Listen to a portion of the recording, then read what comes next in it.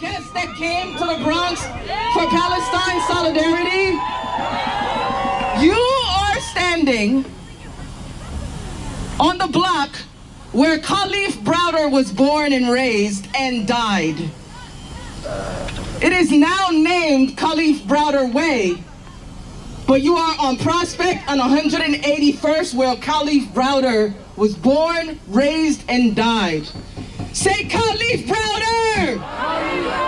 Kalief Browder! Kalief Browder! On May 15th, 2010, NYPD, the occupying army here, stopped Kalief on his way home from a party. What he thought was the pigs doing their usual abusive stop and frisk turned out to be a nightmare. Kalief was charged with robbery, grand larceny, and assault. Because Browder's family could not raise the money to bail him out, he was taken to Rikers to await trial. Inside Rikers, the corrections officers will beat the young men, punching them in the face until they were swollen and bloody, and then threaten them with solitary confinement if they reported their injuries.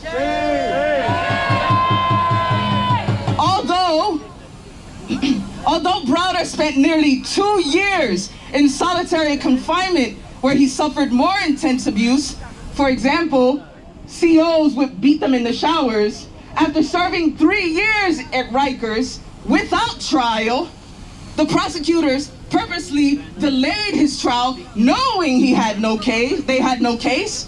The judge dismissed him. His time at Rikers took a toll on him. And on June 6, 2015, Kalief Browder killed himself here in his home, in his mother's home. We hear the echoes of Browder when we hear about all the young men in Palestine who are subjected to administrative detention. Palestinians are arbitrarily held without trial. The detention has no time limit and there are no legal proceedings. This leaves the detainees helpless, facing unknown allegations with no way to disprove them, without knowing whether they will be released, and without being charged, tried, or convicted. We think of Ahmad Manasra, who was arrested at 13. He is now 21. He spent 9.5 years in prison. Like Kalief Browder, he spent 2 years in solitary confinement. Manasra has suffered such viciousness and abuse that he's developed schizophrenia and severe depression. The Bronx understands Palestine. Just like our Palestinian brothers are disappeared and abused in Afrin and Ayalon prison in Israel, our youth are disappeared and abused in Rikers and in Horizons up the block on Brook Avenue and 138. We say free Ahmad! Free Ahmad! Free Ahmad! Free Ahmad! Free Palestine! Free Palestine! Free them all! Free them all!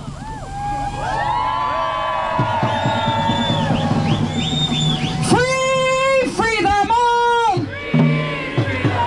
Break the chains and let them fall! Break the chains and let them fall! Free our prisoners, free them all! Free our prisoners, free them all! Break the chains and let them fall! Break the chains and let them fall! It's not just genocide. Remember, the Al-Aqsa flood was launched because they wanted to free our Palestinian prisoners. Our resistance is fighting for our prisoners. Remember that this is a struggle to free our prisoners because we would rather die with dignity than live in prison, live under Israeli shackles. Remember that.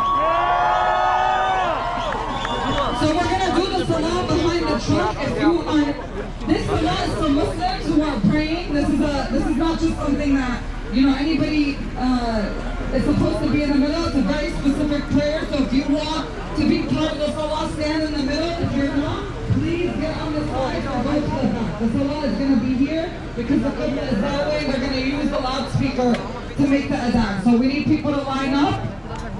Men in the front, women in the back if you're part of salah, and it's going to be right here.